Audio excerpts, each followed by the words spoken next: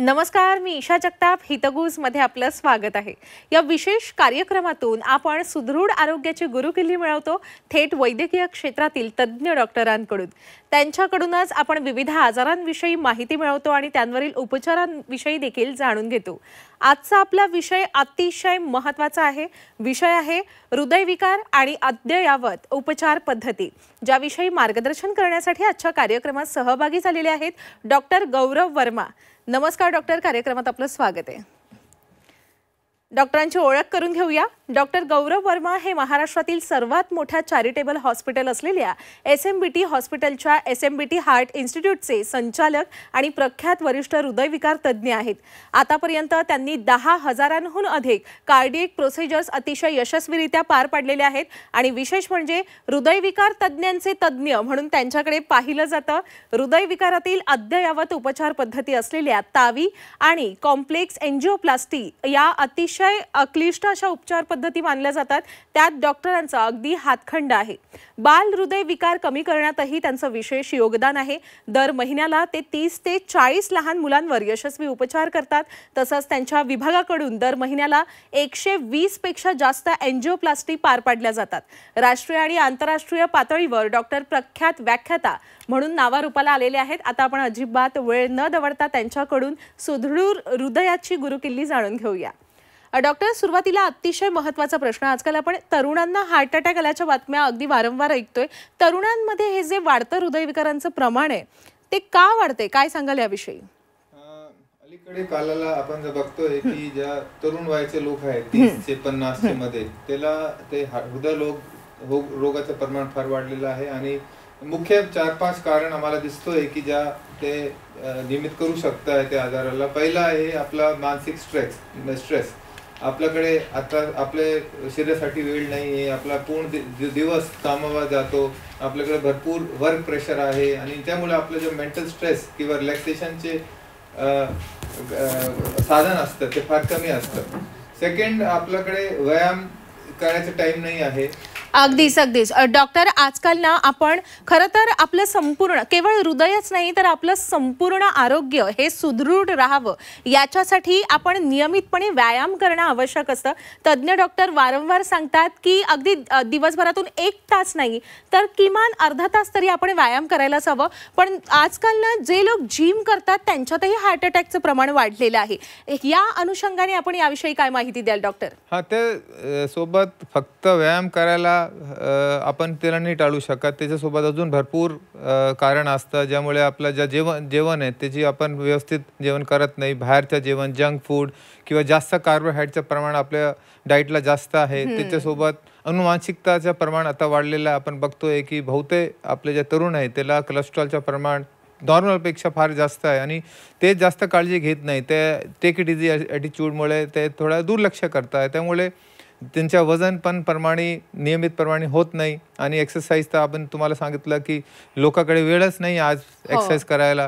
त्यामुळे सगळं मिळून आणि दुसरे काय आजार असे आहे जसं डायबिटीज झाला किंवा थायरॉईडचं प्रमाण वाढलेलं आहे ते मिळून आपल्या शरीराला ब्लॉकेज किंवा हार्ट अटॅकचा ज्या धोका आहे त्याला वाढतो आणि तिचं शक्य वाढून जाते. आणि त्यासाठी आपण लोकाला एक आवाहन करतोय की ज्या आपले तरुण लोक आहेत त्याने प्रिव्हेन्शनसाठी आपला ज्या रुटीन चेकअप आहे किंवा ज्या जेवणाची पद्धती आहे किंवा मेंटल स्ट्रेस त्याच्या निदानसाठी आपला काहीतरी मार्ग शोधला पाहिजे आणि रेग्युलर आपले डॉक्टरची व्हिजिट आणि रेग्युलर आपले ज्या ब्लड टेस्ट आहे, शुगर किंवा लिपिड प्रोफाईल करून तिला प्रिव्हेंट केला पाहिजे.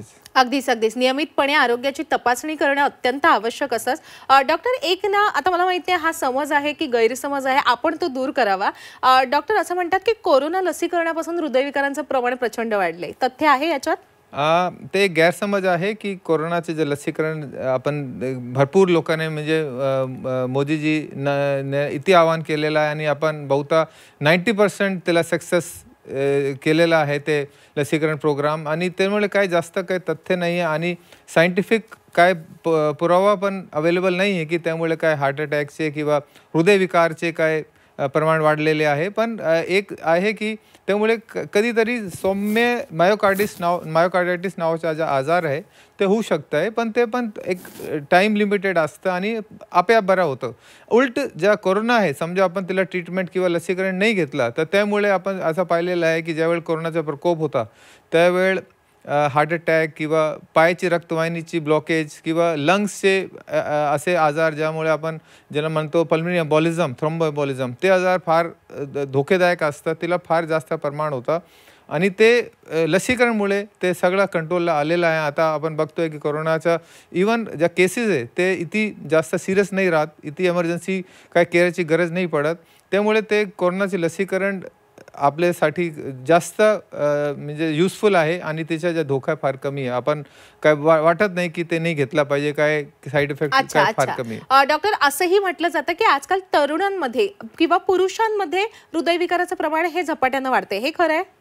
तिचे 2-3 कारण आहे. पहिलं कारण आहे की नैसर्गिक ज्या महिला आणि पुरुष आहे ते वेगळे वेगळे आहे. कारण ज्या महिलाला हॉर्मोन्स असतात ज्याला आपण इस्ट्रोजन म्हणतोय, इस्ट्रोजनमुळे लेडीजला स्पेशली टिल मिनोपॉज त्याला एक संरक्षण असतं. Estrogen are heart friendly hormone, त्यामुळे हार्ट अटॅक व्हायचे ज्या रिस्क आहे ते कमी असतं. पण पुरुषामध्ये असा हॉर्मोन काय राहत नाही, त्यामुळे हृदय विकार जे आहे ते पुरुषाला जास्त प्रमाणे होऊ शकतं. Second, we all know that men work outside, तो they are like outside animals. तर त्याला ज्या जेवणाची पद्धती ते व्यवस्थित नाही आहे, त्याला स्ट्रेस पण जास्त आहे. मग त्याला ज्या आपलं व्यसन असतं, धूमपान किंवा मद्यपान किंवा ड्रिंक्स ते जास्त प्रमाणे असतात. ते सगळं मिळून ते ज्या प्रमाण आहे हार्ट अटॅकचा ते पुरुषामध्ये जास्त असतं.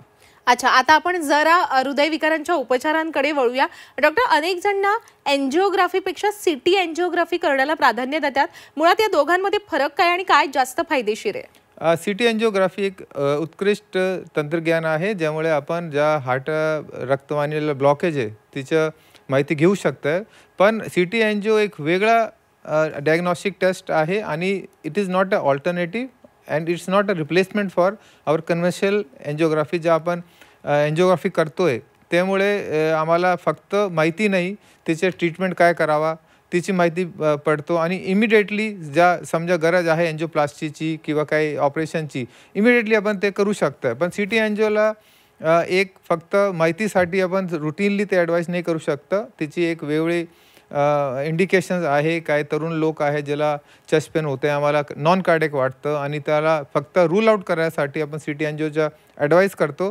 पण दिस इज ऑल डिफरंट टेस्ट ज्याला आपण एन्जिओग्राफी ज्या कन्व्हेन्शनल एन्जिओग्राफी आहे त्याचे काही मिक्स नाही करू शकत आणि स्पेसिफिक डॉक्टरकडून आम्हाला ते पूर्ण माहिती घेतली पाहिजे की आमच्यासाठी कोणता टेस्ट जास्त उपयुक्त आहे. बरोबर आहे. काही रुग्णांना बायपास सुद्धा सांगितली जाते, पण बायपास म्हटलं तर कोणालाही भीती वाटेल आणि या भीतीपोटी अनेक जण बायपास करण्याला सुद्धा नकार देतात किंवा काही रुग्ण असेही असतात ज्यांच्यावर ही शस्त्रक्रिया होऊ शकत नाही, बायपास त्यांची होऊ शकत नाही. मग त्यांना पर्यायी उपचार काय आहेत?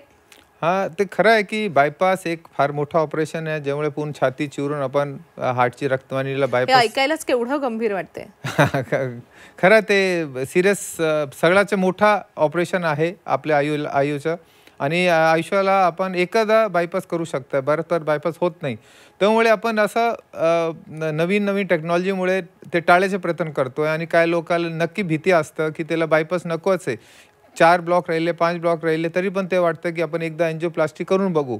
ते पण खरं आहे की आता ज्या नवीन टेक्निक आलेली आहे जसं आपण आयवस किंवा रोटाब्लेशन किंवा IVL कॅथेटर नावाचे उपकरण आहे त्याला वापरून ते ज्या बायपाससारखे ब्लॉकेज आहेत तिला आपण एन्जिओप्लास्टीला कन्वर्ट करू शकतो. आणि एन्जिओप्लास्टीला फायदा असा आहे की समजा तुम्ही एन्जिओप्लास्टी केली तर तुम्हाला पुढे एक चान्स किंवा एक ऑप्शन राहतं की परत समजा ब्लॉक आले तर तुम्हाला बायपास आणि एन्जिओप्लास्टी दोघे ऑप्शन असतात. बायपास आपण थोडा तिला टाळू शकता. त्यामुळे ज्या लोकांना भीती आहे तिला नक्की एन्जिओप्लास्टीला एक पर्याय आहे. आणि एक दुसऱ्या प्रकारचे लोक आहेत ज्याला हार्टची पंपिंग कमजोर आहे किंवा तिला वेट कमी आहे किंवा तिला अजून दुसरे आजार आहे जसं किडनीचे आजार किंवा फुफ्फुसाचा आजार ज्याला बायपास फार रिस्की होऊन जातात. त्यामुळे पण आपण असे इन्स्ट्रुमेंट आलेले आहेत ज्याला आपण LV असिस्ट डिव्हाइसेस किंवा इम्पेला डिव्हाइसेस असे इन्स्ट्रुमेंट वापरून एन्जिओप्लास्टीला यशस्वी करू शकता. अच्छा, सुरुवातीला ना जेव्हा मी आपली डॉक्टर ओळख करून दिली आपल्या सर्व प्रेक्षकांना, तेव्हा मी म्हटलं की जी अतिशय क्लिष्ट अशी उपचार पद्धत मानली जाते त्या तावीमध्ये आपला हातखंड आहे. पण तावी फार महागडी असते ना शस्त्रक्रिया उपचार? तावी एक नवीन सगळ्याच लेटेस्ट सोफिस्टिकेटेड टेक्नॉलॉजी आहे, ज्यामुळे आपण ज्या छातीला बगैर चिराफाड करून आपण वॉलचं रिप्लेसमेंट करू शकता आहे. पहिले आपल्याकडे फक्त इम्पोर्टेड वॉल अवेलेबल होते, पण आता भारताला बनलेले वॉल अवेलेबल आहे, ज्याची किंमत कमी आहे आणि त्याच्यासोबत आपल्याकडे इन्शुरन्स असता किंवा गव्हर्नमेंटची ज्या स्कीम्स आहेत त्याचा आपण उपचार करून किंवा त्याला आपण सहभागी करून आपण त्याचे खर्च कमी करू शकता. आणि त्याच्यासोबत काय असे हॉस्पिटलचं आता आपल्या SMBT हॉस्पिटल आहे तिथे एक प्रोग्राम चालू आहे, ज्यामुळे आपण अर्धा पैसा आमच्या संस्था अवेलेबल करून देते पेशंटला आणि त्यामुळे आपला ज्या टावीचा प्रोसिजर आहे कमी किमतीला आता शक्य आहे आणि आपण भरपूर लोकांना त्याचा लाभ देऊन द्यायला आहे. आणि तरीही जर तावी परवडतच नसेल तर काही पर्याय आहे? हां, आता आपल्याकडे सर्वभावी सेवी संस्था आहे, ज्यामुळे आपण त्याला हेल्प करू शकता. फक्त थोडा वेळ जातोय, पण नक्की लोकांना त्याला लाभ भेटतोय. आणि ज्या गरीब लोकांसाठी मुख्यमंत्री निधी योजनामध्ये आपण काहीतरी त्याला थोडा रिक्वेस्ट करून किंवा दुसऱ्याकडून मिळू शकते.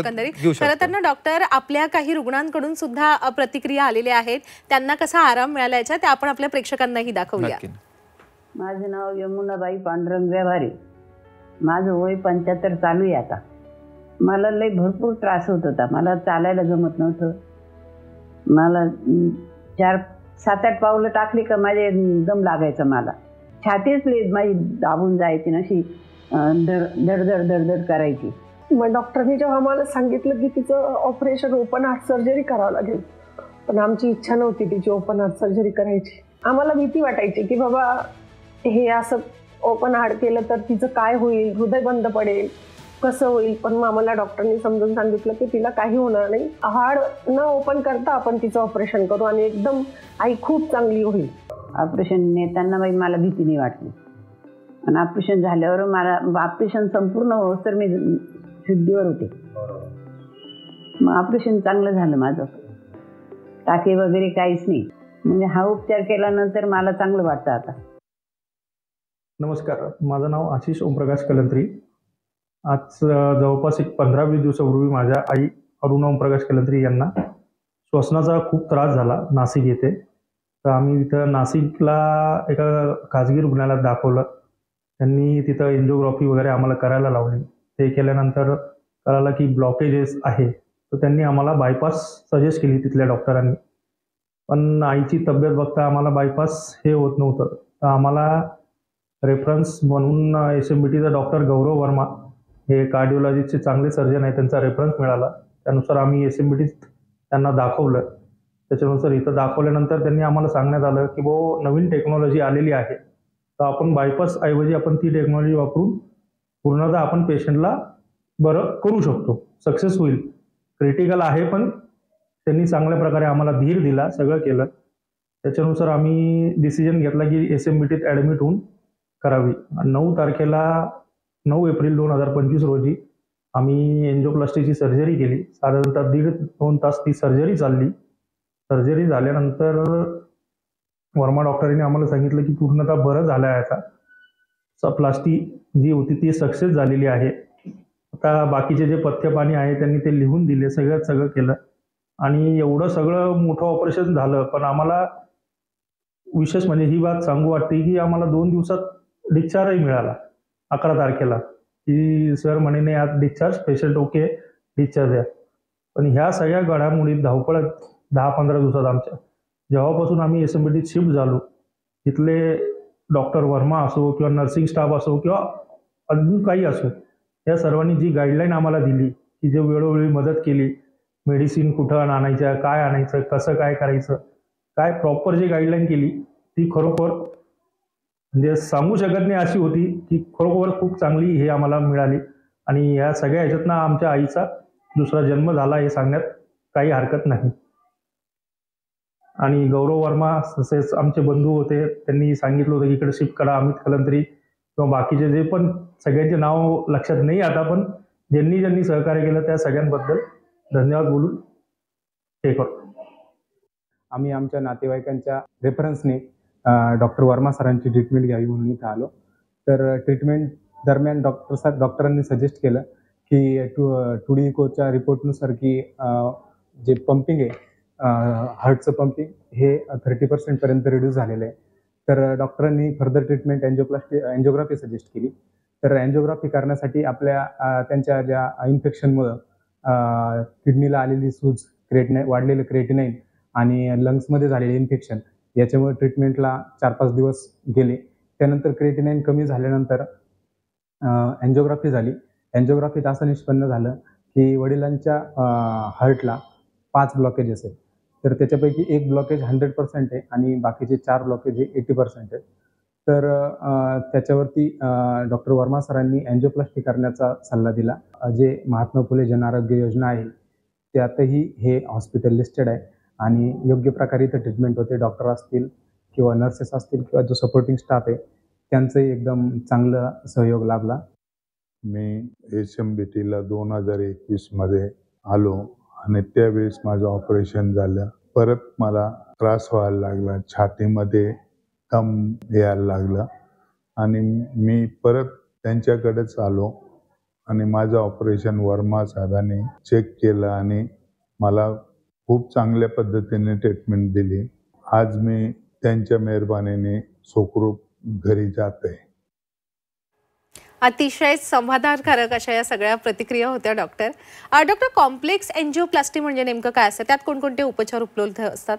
एन्जिओप्लास्टी आता फार ॲडव्हान्स झालेली आहे आणि त्याचा एक पार्ट आहे कॉम्प्लेक्स एन्जिओप्लास्टी, ज्या नॉर्मली आपण ज्या आपला करिक्युलम आहे कार्डिओलॉजी त्याच्यामध्ये शिकवत नाही आणि त्याच्यासाठी स्पेशल फेलोशिप करावं लागतं. जसं मी पण साऊथ कोरियाला जाऊन 2 वर्षाची फेलोशिप केलेली आहे. त्या लोकाला आपण चिप केसेस म्हणतो. चिप म्हणजे complex heart in suitable patients असा चिप नावाचे एक आजार असतं, ज्यामुळे फार अवघड एन्जिओप्लास्टी असतं. म्हणजे अवघड काय असतं की समजा कोणाला कॅल्शियमचे ब्लॉकेज आहे, ज्याला जास्त जाडपणा आहे किंवा बायफर्केशन लिजन्स आहे. बायफर्केशन म्हणजे जे 2 किंवा 3 रक्तवाहिनी एकच ठिकाणी निकलती आणि त्या ठिकाणी ब्लॉक आलेला त्याला आपण बायफर्केशन ब्लॉक म्हणतो. तिसरा असतं की कधीतरी ज्या ब्लॉकेज फार लांब आणि अवघड असतो, तिथे आपले जे स्टेंट आहे ते ट्रॅक होत नाही. पण त्या सारखे ज्या लिजन्स असतात किंवा ब्लॉकेज असतात त्याच्यासाठी स्पेशल इन्स्ट्रुमेंट आलेले आहे, ज्याचा आपण इमेजिंग कॅथेटर्स म्हणतो. 2 प्रकारचे इमेजिंग कॅथेटर असतात, आयवस आणि OCT, ज्यामुळे आपण रक्तवाहिनीच्या आत जाऊन त्याची पूर्ण माहिती घेऊ शकता की जे ब्लॉकेज आहे त्याच्यामुळे कॅल्शियमचं प्रमाण किती आहे, त्याच्यामध्ये फायब्रोसिस, थ्रॉम्बस फॉर्मेशन किती आहे, त्याच्यामध्ये ज्या गाठी आहे त्याच्या किती टक्के ते ब्लॉकेज करून राहिला आहे आणि हार्टला किती ब्लड सप्लायची कमी पूर्त होती. त्यासाठी आपण त्यानुसार त्याचं ट्रीटमेंट प्लॅन करू शकता. आणि काही अशी मशीन आलेली आहे, जसं समजा कॅल्शियम प्रमाण जास्त आहे तर रोटा ॲब्लेशन किंवा ऑर्बिटल ॲथेरेक्टमी असे इन्स्ट्रुमेंट वापरून आपण ते कॉम्प्लेक्स एन्जिओप्लास्टीला यशस्वी करू शकता. अच्छा डॉक्टर, असं म्हणतात की जर कॉम्प्लेक्स एन्जिओप्लास्टी करायची असेल तर SMBT हॉस्पिटलचीच निवड करावी, असं का बरं? आता आपला SMBT मागे 10 वर्षापासून तेच कॉम्प्लेक्स एन्जिओप्लास्टीसाठी पूर्ण नॉर्थ महाराष्ट्राला एक नामांकन ते सेंटर आहे आणि आपला लोकांचा विश्वास आहे की आपण आतापर्यंत 1000 असा कॉम्प्लेक्स एन्जिओप्लास्टीला यशस्वी केलेला आहे. त्यासाठी आपला ज्या सेंटर आहे आता भारून ज्या रिफ्यूज केसेस आहे किंवा ज्याला जास्त धोका आहे एन्जिओप्लास्टीचे टाईम किंवा ज्याला बायपास नाही करायचं ते आपल्याकडे येत आहे. आपल्याकडे फक्त ॲडव्हान्स कॅथलॅब मशीन नाही, बाकी इन्स्ट्रुमेंट 24 आवर्स कार्डिओलॉजिस्ट आमच्याकडे फक्त मीच नाही, आमची एक टीम आहे ज्याच्यामध्ये 5 कार्डिओलॉजिस्ट 24 आवर्स अवेलेबल आहे. आपल्याकडे एमर्जन्सी एन्जिओप्लास्टीची सुविधा आहे. आपल्या ज्या ICU आहे त्याच्यामुळे ज्या लेटेस्ट बॉम्बे पुण्याला ज्या अवेलेबल इन्स्ट्रुमेंट आहेत सगळे अवेलेबल आहे. तर तिकडे न जाता कमी खर्चाला आपण ते सगळा ऑपरेशन वगैरे करू शकतं. त्यामुळे लोक आता त्याला निवार करताय आणि आपला ज्या हॉस्पिटल आहे तिचा जास्त लोकांना विश्वास वाढलेला आहे. होय, आणि या ठिकाणी दर महिन्याला 30 ते 35 बालकांवर डिव्हाइस क्लोजर सारखे उपचार केले जातात, याविषयी काय सांगाल? तर पहिला ते ज्या डिव्हाइस क्लोजरचा ज्या आपला प्रोग्राम आहे ते आपले मागे 5-6 वर्षापासून आपण एक सोशल किंवा सामाजिक बांधिलकी काढलेली आहे की आपल्या ज्या समाजप्रती ज्या एक रिस्पॉन्सिबिलिटी आहे की ज्या लहान मुलं आहे, ज्याला हृदयरोग आहे, ज्याला जन्माचे हृदयाला काय विकार आहे त्याला आपण पूर्णपैकी मुफ्त करतो आपल्या हॉस्पिटलला. त्यासाठी आपला एक टीम बनवली आहे ज्यामध्ये आपलं दर 15 दिवसाला आपलं एक टीम ग्रामीण भागाला जाते आहे, तिकडे स्क्रीन आउट करते बाळाला, ज्याला गरज आहे ऑपरेशनची किंवा काही दुसऱ्या ट्रीटमेंटची आपल्या हॉस्पिटलला त्यांचे पालकसोबत घेऊन येते. आपला सगळा राहिला खर्च सगळा फ्री असतो. तिकडे सगळे ऑपरेशन फ्री होते आणि ते आम्हाला अभिमान वाटतो की आमच्या हॉस्पिटल जे आहे एक प्रकारची एक म्हणजे एक लोकांसाठी एक्झाम्पल सेट करत आहे की आपण गरिबासाठी आणि स्पेशली ज्या अंडर प्रिव्हिलेज लोक आहे आणि बाळासाठी असा काय उपकरण करू शकतं. होय, आणि खरं तर ना एक अद्ययावत हॉस्पिटल म्हणून SMBT हॉस्पिटलची ओळख आहे. शिवाय आपली SMBT हार्ट इन्स्टिट्यूट जी आहे तिचा सक्सेस रेट सुद्धा अतिशय वाढता आहे. याविषयी काय सांगाल आपण?